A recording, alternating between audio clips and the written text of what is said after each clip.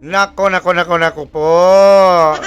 Baliktad na talaga ang utak ng mga nasa kapangyarihan ngayon.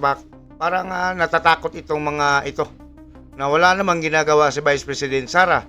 Si Vice President Sara ay walang lakas ngayon dahil nag-iisa, walang tumulong na mga nasa gobyerno na nakaupo. Pinagtulungan siya ng itong mga tauhan ni Tambaloslos at mismong mga tauhan, mga alipuris at ano bang tawag dyan, mga descendants ni Baby M. Baby yan, baby pa yan eh. Ganon kasi baby. Pasensya na kayo sa aking ngipin ha. Parang computer, may Windows. Bago ang lahat, papasalamatan natin itong ating kababayan na nagbibigay ng konting regalo. Mega love shoutout kay Bienvenido Valoria. Salamat po. Hindi natin sinasabi na kailangan natin ng ganito na may pa-super thanks pa tayo. Pero ang akin lang, mag-subscribe lang ay okay na. Masaya na po tayo dito sa Kabirada Lands. Well, ito na.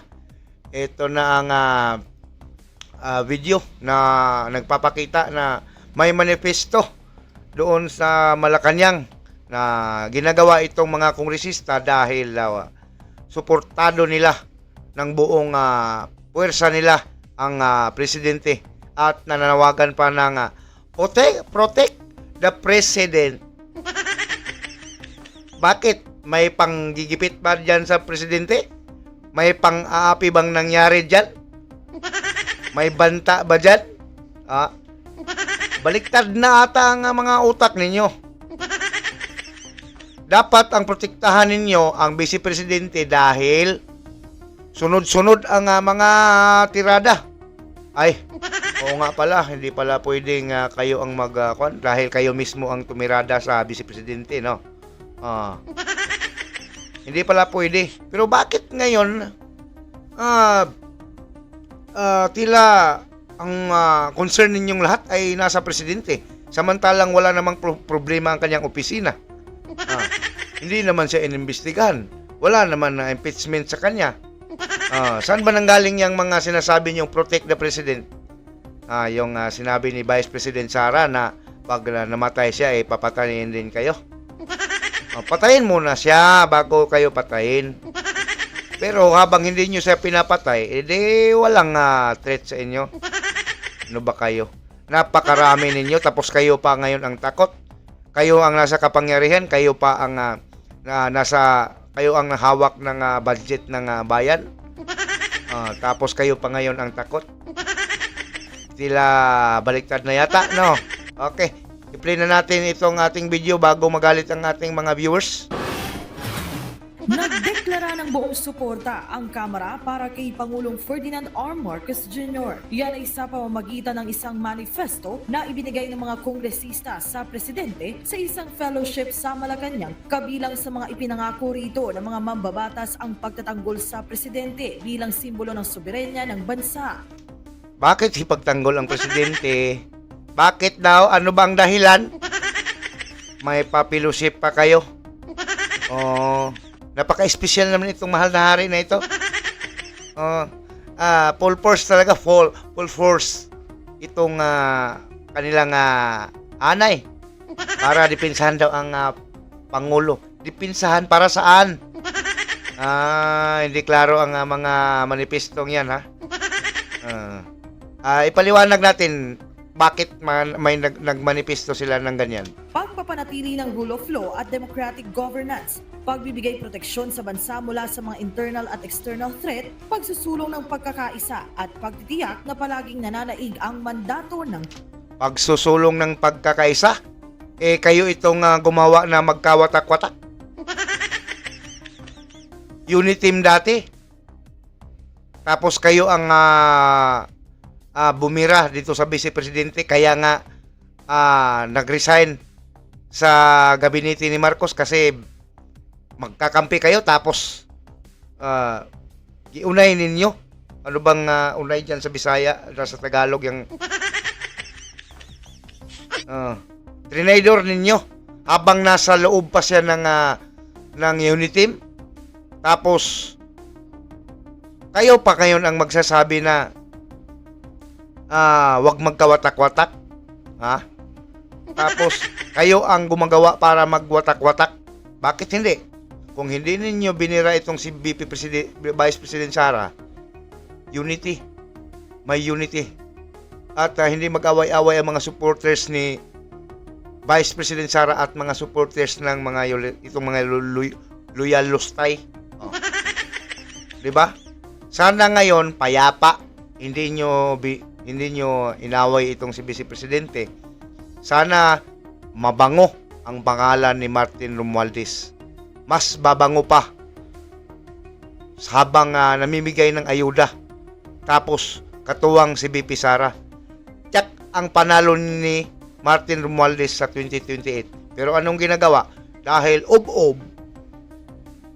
imbis na kaibiganin itong si BP Sara, abay, binigyan ng sakit ng ulo hanggat hindi nakatiis, lumaya sa kanilang poder. At ngayon, binira kung ano-anong mga hearing o pangbabastos pinatawag dyan sa Kongreso at binabastos ng mga congressman dyan, tinatanong ng kahit kung ano-ano na lang, hindi parte sa yung confidential funds na hindi naman trabaho nila ang magbusisi dyan dahil trabaho yan ng kuwa, ginamit nila yon para ipahiya si Vice President. At kalaunan, dahil wala nang gusto talaga nilang galitin ang Vice Presidente, at yun nga, nagwala itong Vice Presidente, at may nasabing gano'n niya, mga patayan na, dahil galit na talaga. Yun ang gusto ninyo, di ba? Nagagalit. Tapos humantong pa na pinakulong ninyo ang kanyang chief of staff na si Atty. Lopez, na wala namang dahilan, walang sapat na batayan, dahil ang hearing ninyo ay hindi talaga ninyo dapat ginawa ang hearing na yan dahil trabaho yan ng COA. At yung sinasabi ninyong time allowance, ano ba yun? Basta yung may allowance na sinasabi, yung papaliwanagin yung Vice Presidente kung saan ginamit ang pera, at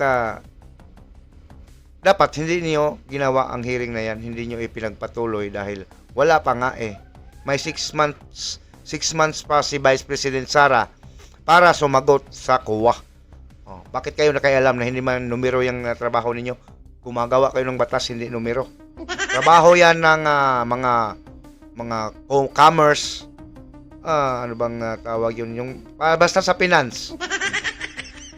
O di, lalong nagkawatak-watak at galit na ngayon si BP Sara.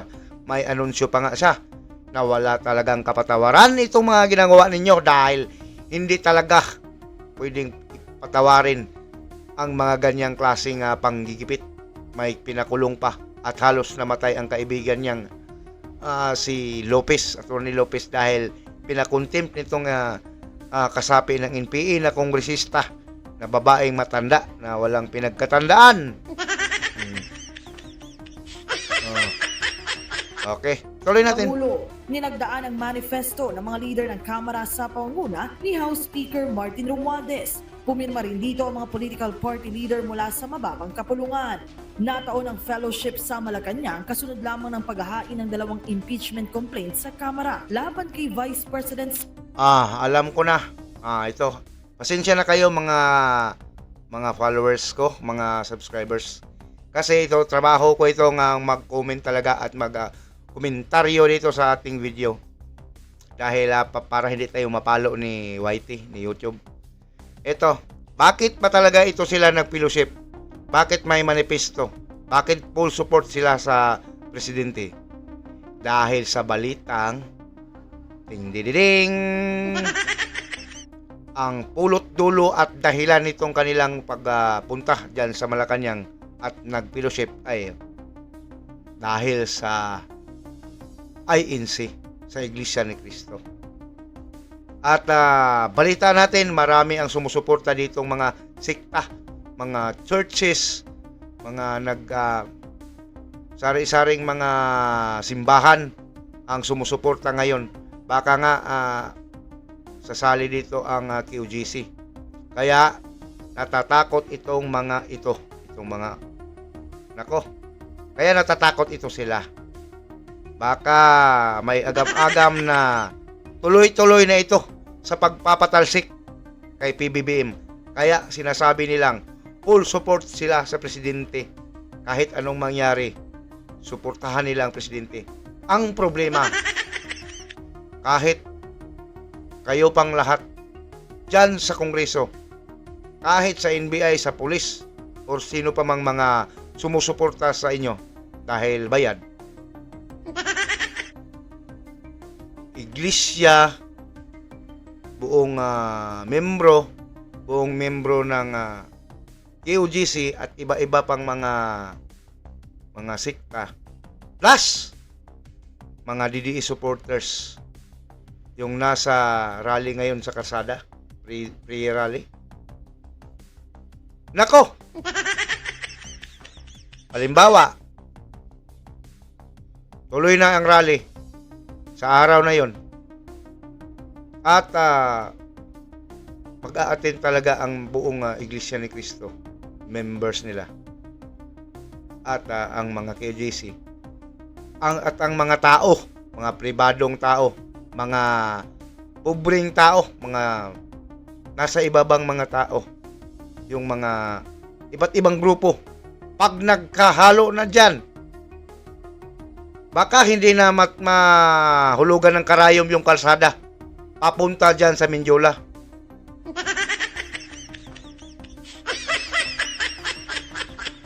At sa palagay ko, kapag gano'n nakadami ang taong yon, babakapan na yan ng Armed Forces of the Philippines. Ako'y hindi nananakot, pero posibleng mangyari yan. Kaya nga, advance din mag-isip itong mga kongresista, lalong-lalo na itong Tambaluslos, natatakot na itong mga ito, itong mga nasa paligid ni Bongbong. Dahil pag nagkataon, wala nang makapigil. Kayong mga congressman, suporta kayo sa presidente, haharang kayo dyan sa Mindiola, ilan lang kayo? Nako, madaganan kayo. Yun ang kinatakot nila. Yun ang kinatakot nila. Ang araw kung saan anong petsa ilulunsad ang malakihang rally naggagawin at pangunahan ng Iglesia ni Cristo. Sundan pa ng mga ibang sekta, Katoliko, QGC, at hindi natin alam kung sino pa. Talagang natatakot na itong mga ito. Hala kayo.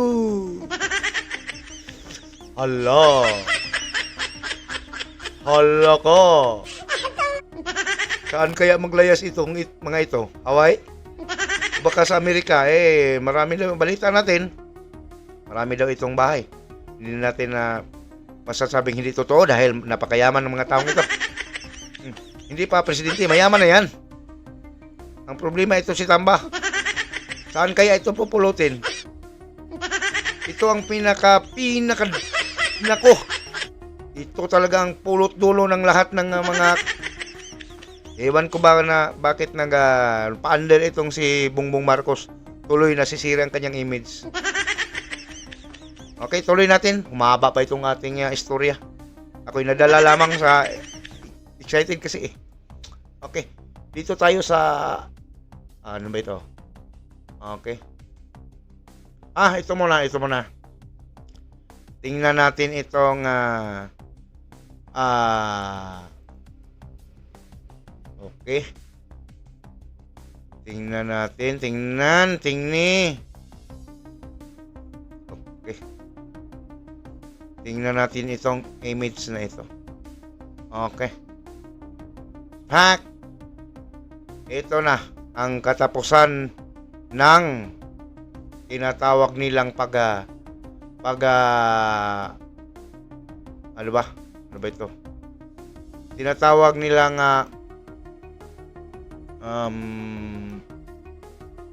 bakit hindi umiirog ito?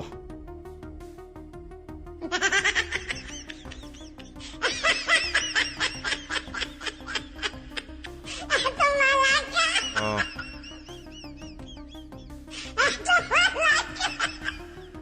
Okay, ito na. Ito yung report ng kuwa. Ito na ang ending. Finish na.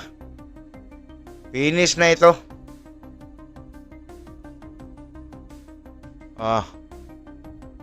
Commission on Audit, Independent Auditors Report. The Honorable Vice President, Republic of the Philippines, first floor, blah blah blah. It's yan. Ito ang sinasabi ng COA. We have audited accompanying financial statement of the Office of the Vice President, which comprise the statement of financial position as at December 31, changes in net assets, equity, statement of comparison of budget and actual amount for the year then ended, and notes to the financial statement, including a summary of significant accounting policies. Ito. Dito na tayo dito sa last. Dito lang. Dito muna. In our opinion, the accompanying financial statement present fairly, patas in all materials respect the financial position of OBP as at December 31, 2023 and its financial performance, statement of cash flows, statement of changes in net assets, equity, statement of comparison of budget and actual amount for the year then ended, and notes to financial statement including a summary of significant accounting policies in accordance with international public sector accounting standard. Standard daw talaga ang pagkagawa ng report ni Vice Presidente. Report niya sa COA. International standard, ha? Okay. We conducted our audit in accordance with international standard of Supreme Audit. Institutions, our responsibilities under those standards are described in auditor's responsibility for audit of the financial statement section of our report. We are independent of the agency in accordance with the revised Code of Conduct and Ethical Standard for Commission on Audit, Official and Employees, Code of Ethics, together with the ethical requirements that are relevant to our audit of the financial statement, and we have fulfilled our other ethical responsibilities in accordance with these requirements. We believe that the audit evidence we have obtained is sufficient now and appropriate now to provide a basis for our unmodified opinion. Ending na. Ang ibig sabihin sa mga mataas na salita dito ay wala talagang paltos ang paggasta ng kwarta ng OBP, lalong-lalo na dyan sa confidential funds. Sinasabi dito na maayos ang pagkagasta. Walang sobra, walang kulang. Tama lang ang pagkagasta ni Vice President sa pera ng bayan. May tanong na naman. Paano yung kaso ni Piatos? Bakit daw? Ano daw 'yon? Bakit walang buhay na tao na nagngangalang Piatos? Bakit mabubuhay? Bakit hindi naman yung totoo yung Piatos, hindi yung tao. Chichirya 'yon. No joke, no? Yung Piatos na yan is alias. Alias yan. At bakit nasasabi kong alias? Dahil ginagawa talaga yan sa confidential funds. Hindi ilatag ang totoong pagkakilanlan ng isang ahente or ng spy na sinusuhulan ng sinumang ahensya, dahil ito'y proteksyon mismo sa mga ahente na kanilang sinusuyo at siniswelduhan. Kaya walang ilalagay na totoong tao. Lahat ng yan ay alias, dahil may batas dyan na itatago talaga. It's ano bang tawag yan sa police na terminology? Confidential nga yan confidential. Basta nakalimutan ko, may tawag dyan na bawal talaga. Classified. Classified yan. Hindi maaring bigyan kahit sino, kahit na ikamatay pa, ay wala talagang pagkakilanlan niyang mga ahente na yan. Bakit tinatanong pa ng mga kongresista? Sila naman ang gumagawa ng batas na yan. Kaya ending na ito. Sunod-sunod ang kamalasan ng mga Marcoses ngayon, dahil sumali na itong Iglesia ni Cristo. Tapos ito pang balita na ito na tinuldukan na ng COA ang sinasabi nilang may aligasyon na pagwaldas ng pera. Ito na ang reply ng COA. Wala na. Ano pa ang kanilang imbestigahan diyan? Kaya yon na. Salamat sa Diyos at ito'y nangyari. Ending na ng investigasyon. Ending na. So, yun. Yung kay Mergin Piatos, wala yon. Dahil talagang hindi dapat ilantad ang pangalan ng mga ahente. Kaya nga, wala yan sa statistic yung pangalan na yan. Walang nabubuhay na Piatos ang ganon. Okay, so, para hindi tayo hahaba at pasensya na kung madaldal tayo dito, dahil ito ang trabaho natin, dahil tayo ay political vlogger at komentarista ng ating news dito sa YouTube. Pasensya na sa lahat ng mga hindi nakaintindi. Yon. So, kapag hindi ka pa nakapag-subscribe na nanonood dito, please subscribe at maawa ka naman. At paki-like na lang at paki-share na rin. At kung may panahon ka pa, paki-hit ng notification bell at ikaw ay ma-notify kapag in the near future ay magagawa ako ng video at makapanood ka na naman. Okay, maraming salamat at magandang araw, magandang gabi, kabirada.